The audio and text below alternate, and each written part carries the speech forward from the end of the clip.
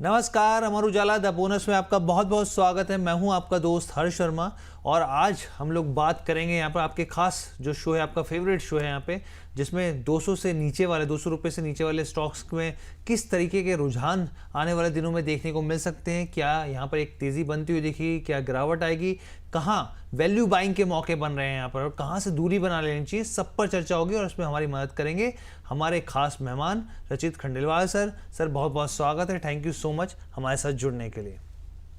हाँ जी, आपको नमस्कार। बोनस परिवार के सभी सदस्यों को नमस्कार and as always thank you for having me here.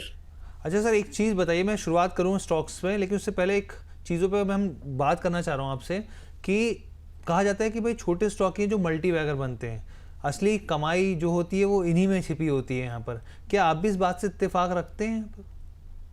देखिए, थोड़ा सा मेरा इस पर्टिकुलर बात पे थोड़ा कम बिलीफ है। और क्यों कम बिलीफ है? क्योंकि for a very simple reason कि प्राइस मोमेंटम या प्राइस पॉइंट नहीं डिफाइन करता हम्म। कि स्टॉक एक्चुअल में कहाँ तक जाके और अपना एक पूरा एंड रिजल्टेंट या एंड गेम खत्म करता है। हम्म। डिपेंड करता है इकोनॉमी के ऊपर, मैनेजमेंट के ऊपर, फाइनेंशियल्स के ऊपर। तो हाँ, कुछ छोटे शेयर ऐसे जरूर हैं जो ऊंची छलांग लगा के मल्टी बैगर बनने का दमखम रखते हैं। बट इस बात से हम ये नहीं कह सकते कि बड़े शेयरों में वो ताकत नहीं है, बड़ों में भी है। और दोनों ही अगर आपने सही तरीके से चुने तो अच्छे रिटर्न देने का दमखम रखते हैं। बिल्कुल सर, जैसे आपने मैनेजमेंट की बात करी, यहाँ पे बहुत इंपॉर्टेंट भूमिका होती है। एक स्टॉक है लॉयड्स मेटल्स, आप उसकी अगर टर्न अराउंड की स्टोरी देखी तो क्या शानदार आपको दिखेगी। 2021 तक कंपनी लॉस मेकिंग थी, लेकिन उसके बाद मैनेजमेंट आया, बदलाव हुआ और आप देखिए क्या शानदार जो है वो आगे बढ़ता हुआ दिखा है। तो चलिए अब हम लोग शुरुआत करते हैं, छोटे शेयरों के ऊपर चर्चा शुरू करते हैं। सबसे पहले बैंक ऑफ महाराष्ट्र की बात कर लेते हैं। यहाँ पे बैंक ऑफ महाराष्ट्र जो है स्टॉक में एक अच्छी तेज़ी बनती हुई दिखी। किस बिना पे दिखी? फंडामेंटल के दम पे दिखी। नतीजे जो थे वो यहाँ पे कंपनी के काफ़ी बेहतर आते हुए दिखे। प्रॉफिट जो है वो 35% चढ़ता हुआ दिखा, रेवेन्यू 19% चढ़ता हुआ दिखा। एबिटा आप देखिए यहाँ पर, तो यहाँ पर भी एक जंप दिखेगा और एबिट मार्जिन में भी यहाँ पर जो है वो एक हल्का सा दबाव ज़रूर क्वार्टर क्वार्टर बेसिस पे आपको देखने को मिलेगा, लेकिन नतीजे जो थे काफ़ी बेहतर थे। एसेट क्वालिटी जो है, आप अगर आप देखें ग्रॉस एनपीए देखिए, नेट एनपीए देखिए, प्रोविजनिंग देखिए, सब जगह पर मोर्चे पे बेहतर स्थिति स्टॉक ने दिखाई है। सर बैंक ऑफ महाराष्ट्र में क्या सलाह रहेगी आपकी? देखिए, बैंक ऑफ महाराष्ट्र एक अच्छा मोमेंटम में है। और आप देखें रिजल्ट्स के बाद से जो इसमें एक बहुत अच्छा पेंट अप मूवमेंट देखने को मिल रहा है, वो कहीं ना कहीं एक बहुत अच्छे वॉल्यूम के साथ आपको देखने को मिल रहा है। और वो क्लियर केस बता रहा है कि ये जो ब्रेकआउट है ये सस्टेन रहना चाहिए और फर्दर अपमूव के लिए ही ये तैयारी करता हुआ दिख रहा है। बट जैसे कि हम फ्राइडे के शो में भी कह रहे थे कि स्टॉप लॉस हो जाता है जरूरी। तो बैंक ऑफ महाराष्ट्र को आप देखें, जब तक ये 68 रुपीज के ऊपर मेंटेन कर रहा है और फर्दर आपको अप्रूव करता हुआ दिखेगा। जैसे कि आपने बताया कि नंबर्स से ये एक री रेटिंग कैंडिडेट बन गया है। बहुत जल्दी आपको 86 रुपीज और 86 के ऊपर सस्टेन करने के बाद 94 रुपीज तक भी जाने का दमखम ये रखता है। चलिए, यानी कि यहाँ पे 94 तक के भाव जो है सर बता रहे हैं बैंक ऑफ महाराष्ट्र के। अब हम लोग दूसरे एक और छोटे स्टॉक की बात करते हैं कंपनी के जो, लेकिन कंपनी जो है इसकी पेरेंट कंपनी काफ़ी बड़ी है। यहाँ पर हम लोग बात करते हैं कोल इंडिया की, भारत कोकिंग कोल की हम लोग बात कर लेते हैं यहाँ पर। और आप ये देखिए कि इसके क्वार्टर 4 के नतीजे आए और बहुत ही ज़्यादा उदासीनता जो है वो देखने को मिली नतीजों में। प्रॉफिट 60% तक गिर गया, यहाँ पे गिरावट देखने को मिली यहाँ पर। और इसके अलावा आप ये देखिए कंपनी के, चाहे आप एबिटा की बात कर लीजिए, उसमें ड्रॉप देखने को मिला है यहाँ पे। और भी जाके तमाम, अगर आप फाइनेंशियल्स के नंबर्स को देखेंगे, टटोलेंगे यहाँ पर, तो वो आपको साफ तौर पर रेवेन्यू में और दूसरी चीज़ों में गिरावट देखने को मिलेगी। अब सर स्टॉक की काफ़ी पिटाई हुई नतीजों के बाद, आप किस तरीके का यहाँ पर जो है स्टेप उठाने चाहिए यहाँ पर निवेशकों को? देखिए, हर्ष जी, आप इसमें एक चीज समझने की चेष्टा करिएगा। और ये हमने बहुत सारे ऐसी रिसेंटली लिस्टेड कंपनीज के साथ देखा है कि आईपीओ आने के बाद जब वो स्टॉक लिस्ट होता है उसके बाद थोड़ा बहुत रिजल्ट्स आपको अंडर परफॉर्मेंस करते हुए दिखाते हैं। बट क्या वो वहां से सिचुएशन बिल्कुल टर्न अराउंड हो जाती है? ऐसा बिल्कुल भी नहीं है। और मैं समझता हूं भारत कुकिंग कोल के साथ भी ऐसी कोई प्रॉब्लम मुझे नहीं दिख रही है।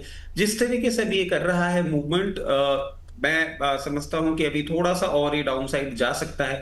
हो सकता है आपको ये 32 लेवल से भी नीचे जाता हुआ दिखे, बट वहां पे एक बाइंग अपॉर्चुनिटी बननी चाहिए। ये ट्रेडिंग स्टॉक तो अभी बन ही नहीं पाया है। ये क्लियर केस एक medium to long term investment stock ही है। एक इसके ऊपर ओवरहैंग एंकर बुक अनलॉकिंग का भी है, जो भी इसके ऊपर वापस से सेलिंग प्रेशर हावी होता हुआ दिखाएगा, बट अभी उस चीज को टाइम है। तो मैं समझता हूं अगर आप medium to long term investor हैं तो कहीं भी आपको 2960 से लेकर 32 तक की रेंज में मिले, वहां पे एक बार पोजीशन बनाएं, बट सिर्फ जब आप इसमें कम से कम 4 क्वार्टर का टाइम दे सकें तब।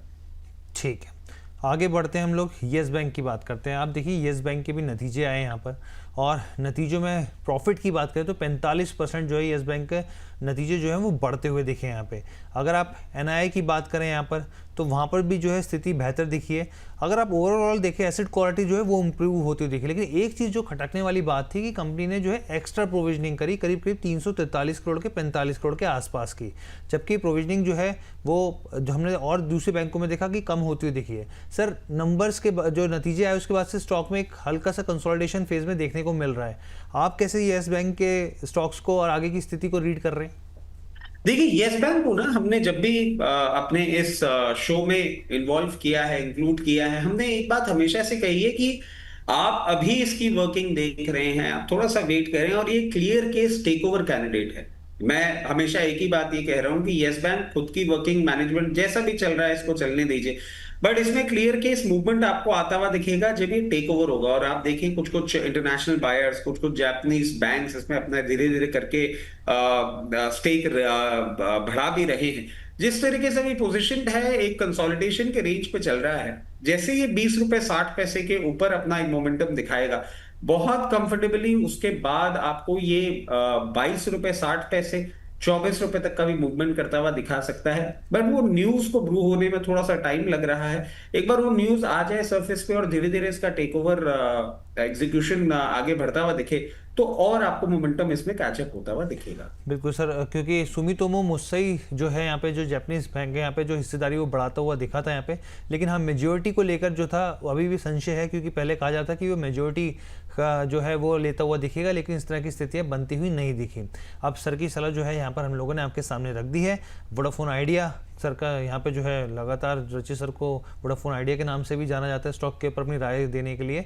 तो वोडाफोन आइडिया को लेकर एक पॉजिटिव खबर आई सर इस हफ्ते, क्योंकि हम लोग सब ऑब्जर्व कर रहे थे, ये ऑब्जर्वेशन थी कि भाई सेकंड मंथ भी क्या ये हो सकता है कि सब्सक्राइबर बेस में जो है वो पॉजिटिविटी देखने को मिले, तो वो स्थिति हुई सर बिल्कुल, और काफ़ी समय बाद टर्न अराउंड की स्थिति देखने को मिली। और हम लोग यही वेट करते थे कि सेकंड स्टेटमेंट ऐसा होगा, और बिल्कुल वैसा ही हुआ है। यहाँ पर कंपनी के जो ग्राहक हैं वो पॉजिटिव जो है सब्सक्राइबर बढ़ते हुए दिखे हैं यहाँ पर, और करीब करीब आप ये देखिए यहाँ पर M2M ग्राहकों को अगर आप हटा दें तो 1,60,000 जो सब्सक्राइबर भले ही कम हो, लेकिन वैसे अगर आप परसेंटेज के हिसाब से देखें तो वो बढ़ते हुए दिखे हैं यहाँ पर।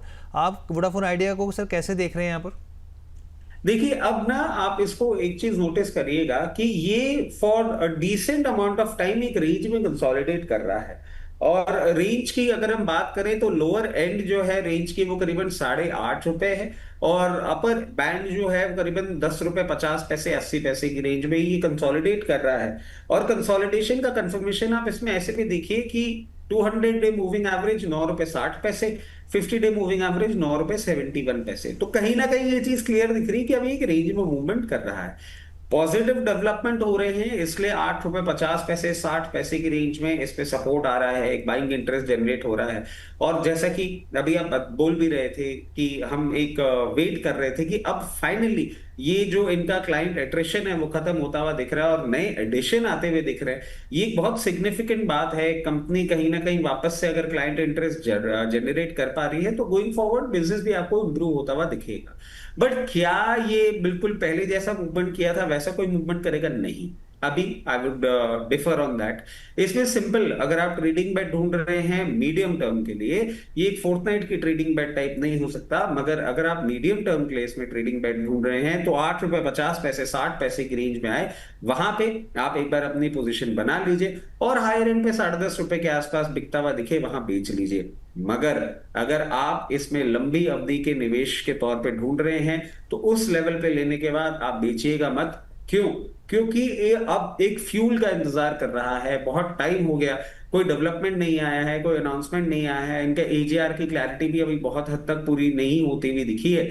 तो मैं समझता हूं जैसे ही कोई नया फ्यूल, कोई नया इन्वेस्टर, कोई नया स्टेक या प्रमोटर की तरफ से कोई अनाउंसमेंट आएगा, उसके बाद ये 12 रुपए 20 पैसे तोड़ेगा, और 12 रुपए 20 पैसे तोड़ने के बाद आपको और ऊपरी लेवल पे जाता हुआ दिखेगा।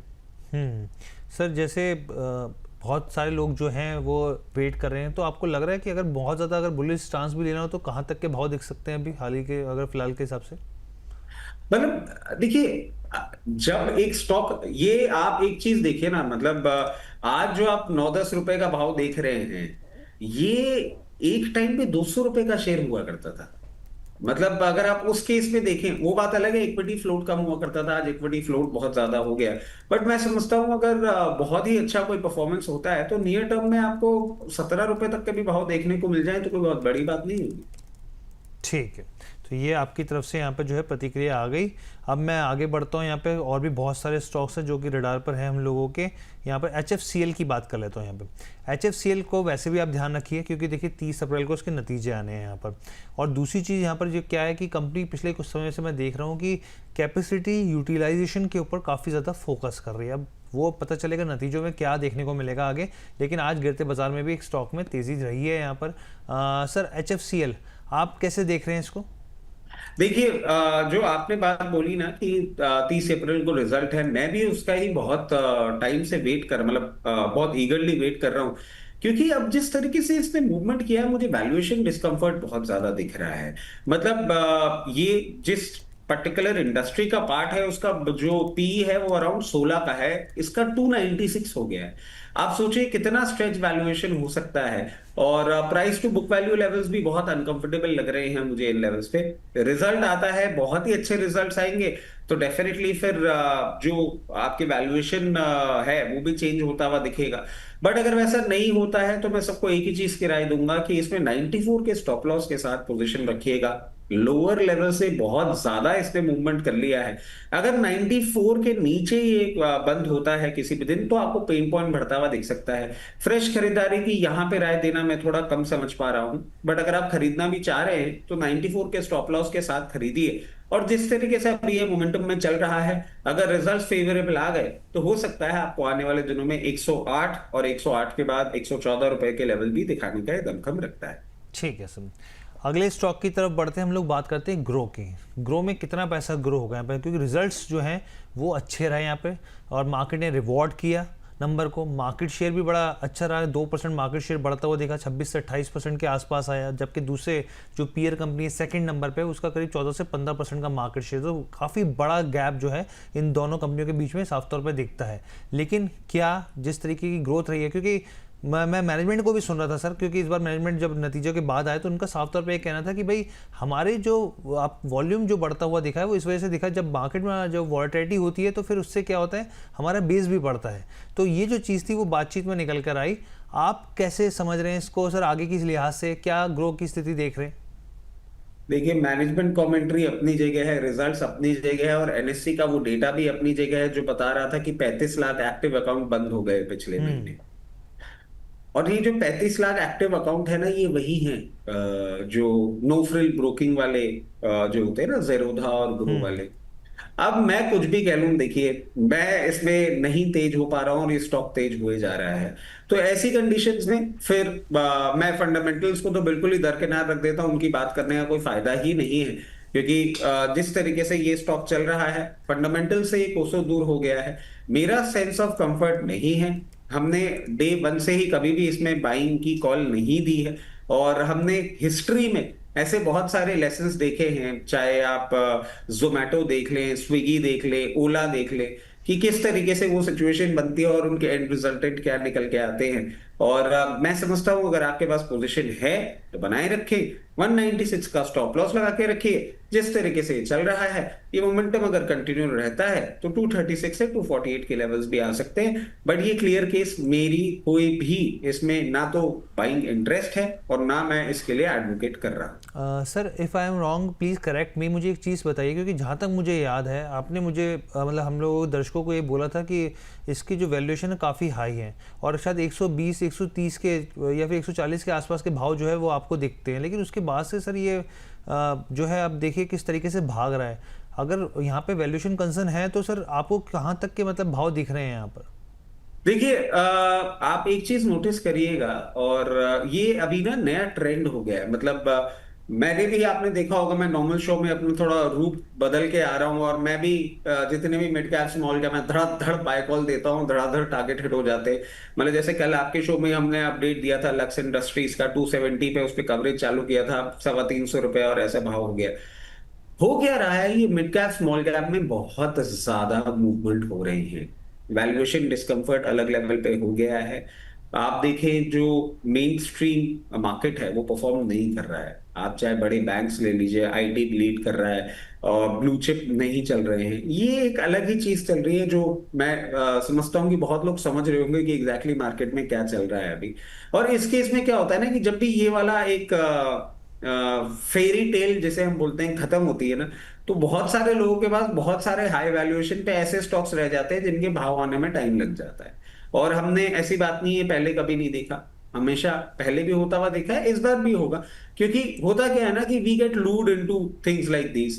अब अगर आप बात करते हैं कि कहाँ पे लेना चाहिए, तो मैं समझता हूँ बहुत कम ही ऐसे लोग अभी इंडस्ट्री में बचे हैं जो ये स्टेटमेंट देंगे कि ग्रो में मैं खरीदारी करना चालू करूंगा जब ये बहुत ढंग से करेक्ट कर लेगा, और 126 से 132 के रेंज में आएगा, तो मैं रिविजिट करूंगा। अब मैं ये आपको और बोल देता हूं, तो मैं रिविजिट करूंगा कि किन कारणों से ये करेक्शन में आया है। और अगर ये नहीं आता है उस रेंज में, Harsh babu, I am very comfortable. 4,500-5,000 share है, जरूरी थोड़ा ना सारे शेयर अपने को खरीदने हैं। जो नहीं समझ में आ रहा रहने देते हैं, जाने देते हैं, वो अपनी राह चलेगा, अपन अपनी राह चलेंगे।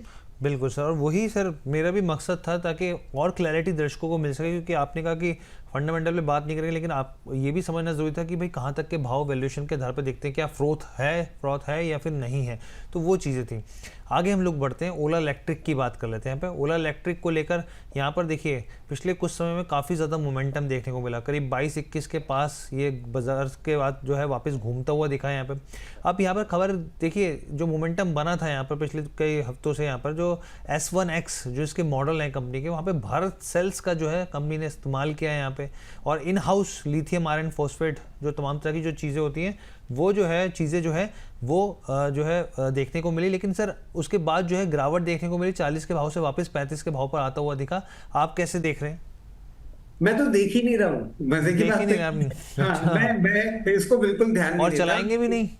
नहीं नहीं, अरे किसी हाल में नहीं, I don't trust these brands. मतलब मैं आपको एक बहुत क्लियर केस बताता हूँ। देखिए थोड़ा सा ना एक प्रिमिटिव थॉट प्रोसेस है मेरा। हम्म। और अब इतना प्रिमिटिव थॉट प्रोसेस है कि मैं एक छोटा से छोटा भी अगर कोई सामान खरीदूंगा ना, तो मैं ये देख लेता हूँ कौन सी ब्रांड से आ रहा है ये, हम्म। और इसके स्पेयर पार्ट्स वगैरह मुझे कितने टाइम तक अवेलेबल होंगे।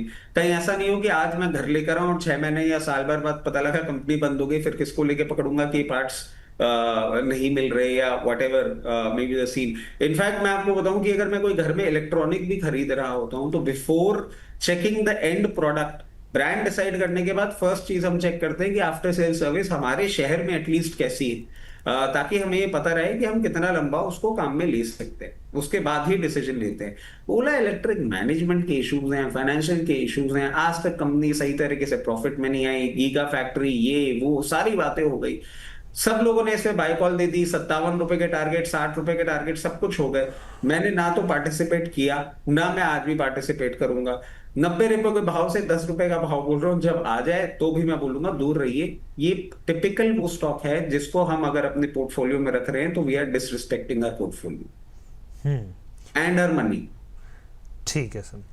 अब सर मैं जो है संवर्धन मदरसन और संवर्धन जो मदरसन वायरिंग है, मैं इसके ऊपर आना चाहता हूँ। मैं कुछ रिपोर्ट्स पढ़ रहा था सर, और बड़ी इंटरेस्टिंग रिपोर्ट थी, क्योंकि आप भी साझा करते थे तो मुझे लगा मैं भी साझा करूँ।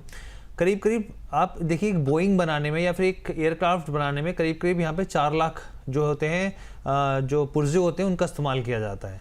उसमें से देखिए भारत की जो कंपनियाँ हैं वो करीब करीब 20,000 पुर्जे बनाती हैं यहाँ पर। मैं आपसे ये समझना चाह रहा हूँ कि अभी जो है बहुत बड़ा मार्केट है आने वाले दिनों के हिसाब से, क्योंकि कोशिश हो रही है कि भाई हम लोग ज़्यादा से ज़्यादा एक्सपोर्ट करें, बेहतर तरीके से यहाँ पे आगे बढ़ते हुए दिखें। आप कैसे देख रहे हैं यहाँ पर इस पूरे जो स्टॉक्स इससे जुड़े हैं, जहाँ पर ऑटो एंसिलरीज हो गए, और ख़ास तौर पर जाओ के संवर्धन मदरसन या दूसरी कंपनीज है? देखिए, संवर्धन Motherson is a very good company. Management आप देखिए बहुत रिलायबल है। I should put it like this, management बहुत ही रिलायबल है। पास्ट हिस्ट्री हमने देखा है। और जो मदरसन सुमी वायरिंग की आप बात कर रहे हैं वो इसी से निकली हुई कंपनी है। तो बेसिकली संवर्धन Motherson being the core company, उससे निकल के ये कंपनी चली है।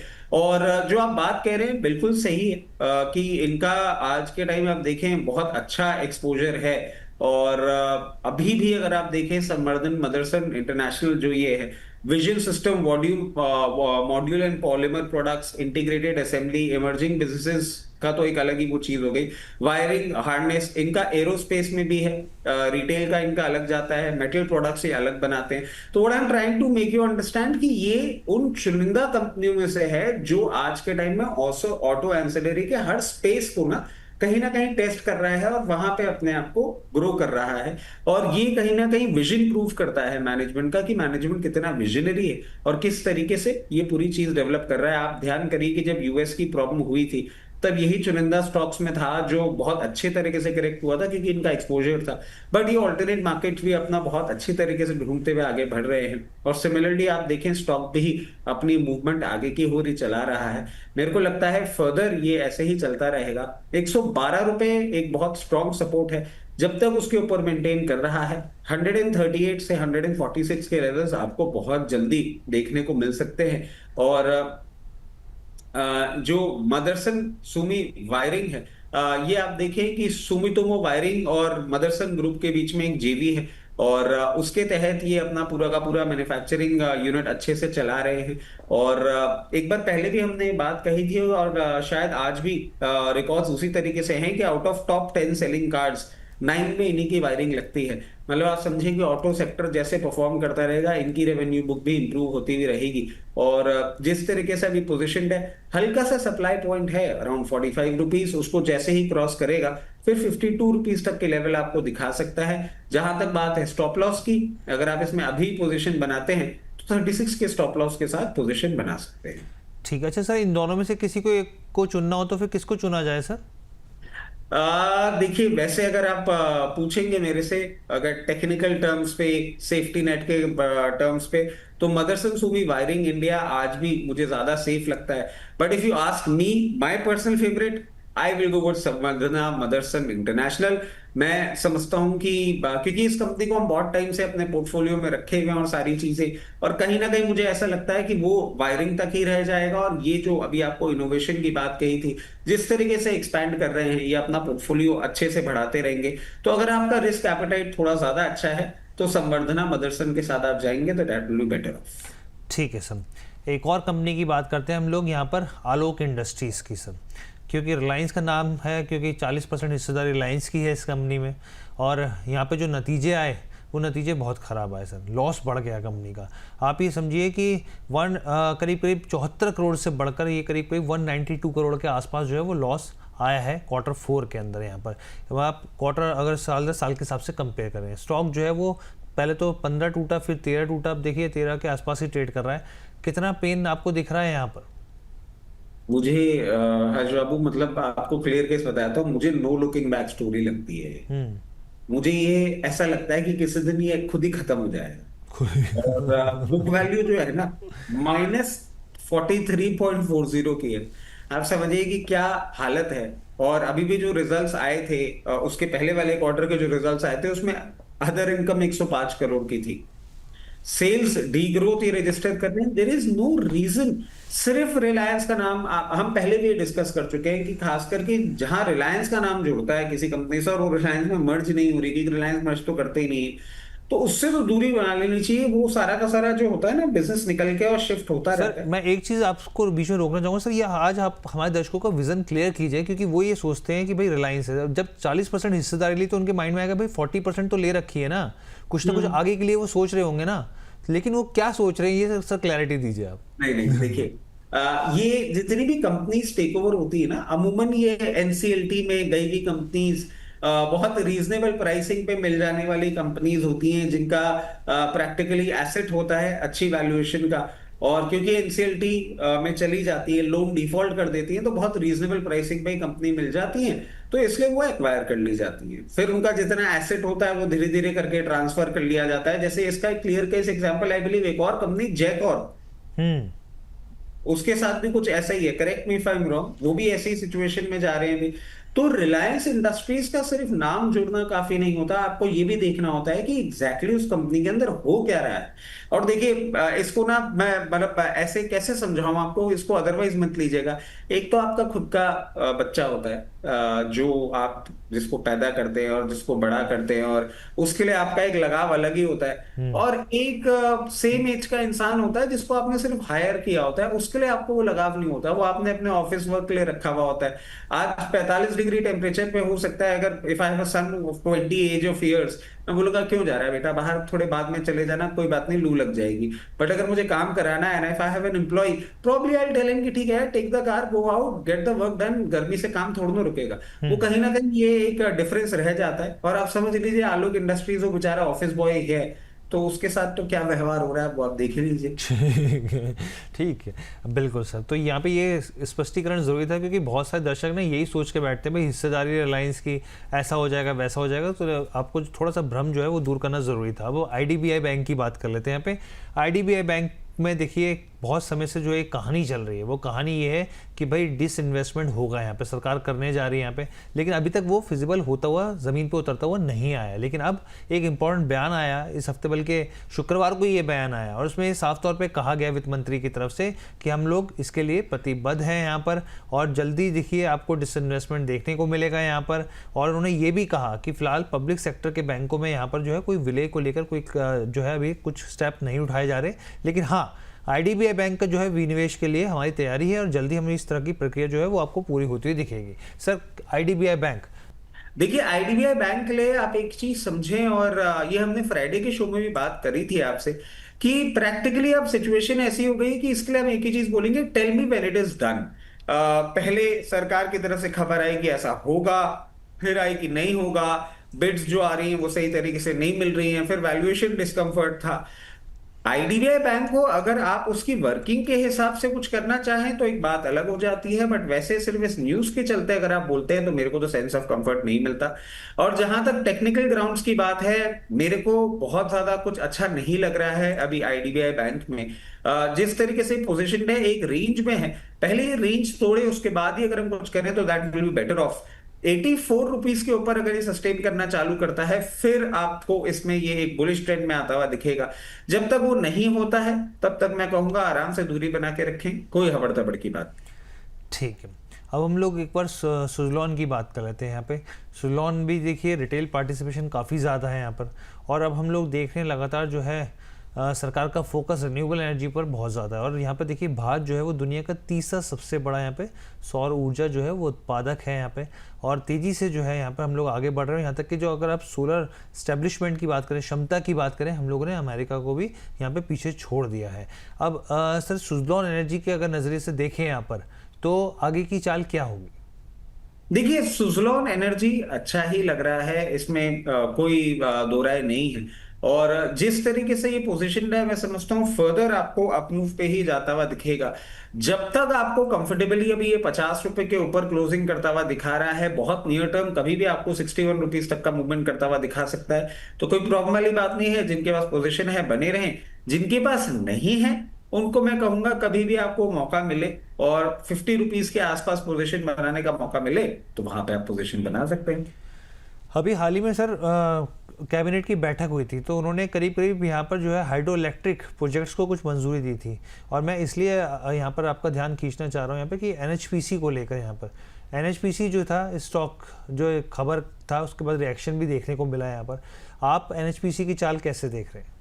देखिए एनएचपीसी एक बहुत अच्छा मोमेंटम करता हुआ रहा है। लोअर लेवल से हमारा इसमें एक अच्छा कवरेज रहा है, और हमने हमने हमेशा मतलब हम ट्रोल भी हुए इस बात को लेके, विपुल सर और मैं, कि क्या ये घटिया स्टॉक की बात कर लेते हैं, बट स्लोली एंड ग्रेजुअली। और in fact there was a time जब आपने इस पे कवरेज किया था, जब पाकिस्तान ऑपरेशन सिंदूर के बाद पानी रोका गया था, सर और तब भी मैंने हम, नहीं सर, ब्रोकरेज नहीं सर, ब्रोकरेज की रिपोर्ट हाँ थी सर। मतलब वो आप एक रिपोर्ट लेकर आए थे जी और जी। वो सारी चीजें भी हमने डिस्कस करी थी। एनएचपीसी आज भी बहुत अच्छा लगता है। अगर आप बहुत नियर टर्म के लिए बोलें तो 86 रुपीज तक का मूवमेंट आपको ये बहुत कंफर्टेबली करता हुआ दिखा सकता है, और उसके ऊपर सस्टेन करेगा तो 92 के लेवल्स भी दिखा सकता है। अच्छे बुलिश ट्रेंड में है, कोई भी प्रॉब्लम वाली बात नहीं है। ठीक है। यहाँ पर अब हम लोग आगे बढ़ते हैं, यहाँ पे एनएमडीसी की बात कर लेते हैं। एनएमडीसी भी जो है लगातार खबरों में बना हुआ है, नया 52 वीक हाई बनाता हुआ दिखा है स्टॉक ये। और यहाँ पर देखिए कंपनी के जो है रिजल्ट्स जो आएंगे तो हम लोग उसमें भी लगातार जो है वो अपडेट करेंगे यहाँ पर। लेकिन यहाँ पर आप ये देखिए कि आगे जो है, क्योंकि पिछले कुछ समय नया 52 वीक हाई शेयर ने बनाया है, आगे की चाल कैसे देख रहे हैं सर आप? देखिए एनएमडीसी भी आप देखिए अच्छा लग रहा है, और ये 52 वीक हाई जो बनाया है उसमें वॉल्यूम भी बहुत स्ट्रॉन्ग सपोर्ट में रहा है। मैं समझता हूं इसमें भी कोई प्रॉब्लम वाली बात नहीं है। एनएमडीसी भी आप कंफर्टेबली अभी मेंटेन कर सकते हैं। जिस तरीके से पोजीशन है 94 से 98 आपको बहुत नियर टर्म में देखने को मिल सकता है। अगर आपने पोजीशन बना रखी है वेल एंड गुड, अगर नहीं बनाई है तो यहां पे बनाने के बजाय आप 86 लेवल्स के आसपास आए वहां पोजीशन बना लीजिएगा और आराम से फिर हायर लेवल का वेट करिए। अच्छा सर, एक और स्टॉक है जहाँ पे थ्योरी, जैसे अभी हमने बात की आलोक इंडस्ट्री की, वैसी एक थ्योरी जो है यहाँ पर अडानी ग्रुप में जो है यहाँ पर खबरें चली यहाँ पर जेपी पावर की, जेपी एसोसिएट्स की अगर हम लोग बात करें यहाँ पर, तो उसी लिहाज से यहाँ पर अब दर्शक भी जो है उसी नज़रिए से, उसी चश्मे के से देखते हैं यहाँ पर इस कंपनी को। यहाँ पर ये समझाइए, क्योंकि पूरा मामला चला यहाँ पे वेदांता के अनिल अग्रवाल का, फिर आखिरी में जो फैसला जो है वो हक में जाता हुआ दिखा अडानी जी के। तो अब इन दोनों स्टॉक्स की चाल आप कैसे देख रहे हैं यहाँ पे आगे के लिहाज से? नहीं देखिए, एसोसिएट तो जीरो हो ही गया। हाँ एसोसिएट को तो इन्होंने खत्म ही कर दिया, जी। क्योंकि एसोसिएट पे इनका फुल कंट्रोल आ गया तो उसको जीरो कर दिया। यहां पे क्या है, यहां पे जेपी एसोसिएट खरीदने के कारण से जेपी पावर में दे हैव गॉट 26% स्टेक। 26 जी। अच्छा, पावर जनरेशन तो ये कंपनी कर ही रही, एक इंफ्रास्ट्रक्चर तो है ही इस कंपनी के पास। और पावर जनरेशन कितनी बड़ी नीड ऑफ द आवर बन गई है ये हम देख ही रहे हैं, पावर स्टॉक्स में किस तरीके से मूवमेंट चल रहा है और वो सारी चीजें। तो अब इनके लिए कैच क्या है कि इनको तब भी अगर कंट्रोलिंग स्टेक चाहिए, डिसीजन मेकिंग चाहिए, they have to increase the stake by 25% या जो भी एक नॉर्म होता है। अब वो स्टेक इनको कहां से लेना होगा? वो स्टेक उनको मार्केट से लेना होगा, या तो बायबैक ऑफर लेकर आएंगे, बायबैक नहीं लेकर आएंगे तो ओपन मार्केट परचेज करेंगे। किसी भी कंडीशन में जो आप स्टॉक होल्ड कर रहे हैं वो अडानी जी को आपसे चाहिए ही चाहिए, और उसके लिए भाव आपको देंगे ही देंगे। तो उसी फिलॉसफी से जब लोअर लेवल पे ये चलता था, 12-13 रुपए आ गया था और सारे के सारे एनालिस्ट फर्टिलिटी ने बोल दिया था बेकार है, देयर इज नो फ्यूचर, हमने भी ये एक सिंपल फिलॉसफी लगाई थी कि साहब खरीदना तो पड़ेगा जो भी खरीदेंगे। उसी के चलते आप देखें अभी ये मूवमेंट कर रहा है और फर्दर अप मूव करता रहेगा, मुझे कोई भी प्रॉब्लम नहीं दिख रही है। जिस तरीके से पोजीशन है 22 रुपए 80 पैसे और 22 रुपए के ऊपर सस्टेन करता है, तो आप टेक्निकल पैटर्न्स थोड़े से बदल गए हैं। 26 से 28 रुपए की रेंज में जाने का भी दमखम रखता है। लेट द स्टोरी ग्रू, आराम से लेके रखिए, कोई प्रॉब्लम वाली बात नहीं है, और वेट करिए, जब हायर लेवल पे आपको मिलेगा तब एग्जिट की अपॉर्चुनिटी ढूंढेंगे। जी अच्छा सर, एक स्टॉक है ईज माई ट्रिप। ईज माई ट्रिप में देखिए, क्योंकि अब जो है छुट्टियों के सीज़न शुरू हो गए हैं यहाँ पे, पेरेंट्स हो, बच्चे हो यहाँ पर, या फिर वैसे भी घूमने के लिहाज से यहाँ पे जो है हम लोग देखेंगे काफ़ी एक्शन देखने को मिलेगा। इस स्टॉक को रेडा पे रखना चाहिए कि नहीं रखना चाहिए, और आगे की स्थिति क्या है? किसी भी हाल में नहीं रखना चाहिए। और आप देखिए प्रमोटर ही इसमें से निकले जा रहे हैं, रिजल्ट्स भी बिल्कुल इंस्पायरिंग नहीं है। मतलब मैं अगर ट्रैवल टूरिज्म पे जाऊंगा तो है better stocks to focus upon. जब प्रमोटर ही आप देखें कि कंपनी में से पैसा निकालने लग जाते हैं और कहीं और डाइवर्जन करने लग जाते हैं ना, तो कंपनी इवेंचुअली, हमने कितने आलोक इंडस्ट्रीज में क्या हुआ था, they diverted their money into real estate. Alok industries at certain given point in time, Alok textile, आप यार मतलब आप देखिएगा, हमारे जितने वेटरन इन्वेस्टर्स हैं सब जानते हैं बहुत बूमिंग स्टॉक हुआ करता था। बॉम्बे डाइंग का क्लोज कंपटीशन माना जाता आलोक, आलोक इंडस्ट्रीज, आलोक टेक्सटाइल, ये सिचुएशन थी। They diverted the money into real estate and today what we have is this. तो बहुत इंपॉर्टेंट है ये समझना कि ईज माई ट्रिप के साथ भी प्रॉब्लम यही हुई है। They have diverted the money, they have no clear interest in running the company. चल रही है जैसे चल रही है, जब तक चल रही है ठीक है, आगे देखा जाएगा क्या होगा। ईज माई ट्रिप क्लियर अवॉइड है, किसी भी हाल में किसी भी कारण से किसी के भी कहने पे नहीं खरीदना है। बिल्कुल। और मुझे याद है निशांत पट्टी जो हैं इनके कंपनी के जो है सीईओ, और उन्होंने उस समय किसी कंट्री के साथ जो है विवाद हो गया था, तो काफ़ी ज़्यादा वो खबरों में आ गए थे, कुछ फैसले उन्होंने लिए थे और जिसका असर हमने देखा था उस समय। लेकिन ठीक है, अब हम लोग आगे बढ़ते हैं यहाँ पे, और भी बहुत सारे स्टॉक्स हैं यहाँ पे। अडानी पावर सर, अडानी की अभी हम लोग बात ही कर रहे थे यहाँ पे, तो अडानी पावर कैसा दिख रहा है आपको? देखिए अडानी पावर का क्लियर केस आप ऐसे समझ लीजिए कि अच्छा रन अप किया है। और हम आप अपने इस शो के माध्यम से हमेशा बोलते थे कि 156 लेवल्स को ब्रीच करेगा, उसके बाद अच्छा मोमेंटम करेगा, और वही कहीं करता हुआ भी दिख रहा है। बट अब इसमें क्या करना चाहिए, क्या इसमें फ्रेश एंट्री भी यहाँ कर सकते हैं? देखिए, मेरी हिम्मत थोड़ी जवाब दे जाती है। मैं इतना भी बुलिश नहीं हो पाता हूँ कि मैं इतना आपको बोल दूं कि इन लेवल्स पे आपको एंट्री ले लेनी चाहिए। इन लेवल्स पे आपको करना क्या चाहिए? इन लेवल्स पे आपको अपनी पोजीशन बस मेंटेन करनी है। हायर लेवल जब तक जाया जा रहा है उसको मेंटेन करके चलते रहने दीजिए, क्योंकि अब जिस तरीके से ये बढ़ गया है, हो सकता है 236 240 लेवल्स पे ही आपको जो अपसाइड है ये कहीं ना कहीं अरेस्ट होता हुआ दिखे। और क्योंकि इतना बढ़ गया है तो स्टॉप लॉस भी हो जाता है जरूरी। स्टॉप लॉस जरूर आप बांध के रखिएगा 180 रुपए का। 180 रुपये का, ठीक है। यहाँ पर ठीक, आगे हम लोग बढ़ते हैं। यहाँ पे जेपी पावर की तो बात हो गई, आर पावर की बात कर लेते हैं। यहाँ पे रिलायंस पावर की सर बहुत सारे एलिगेशंस और बहुत सारे झंझट यहाँ पर, और यहाँ पर ईडी एनफोर्समेंट डायरेक्टरेट, तो बहुत पिक्चर में बहुत कुछ है इसके स्टॉक के अंदर। आपकी सलाह? एक्चुअली इसमें क्या हुआ था हरजी, कि हमने ना मतलब विपुल सर और मैंने एक बार हम शो कर रहे थे, हमने एक इस पे एक स्ट्रैटेजी बनाई थी। हम्म।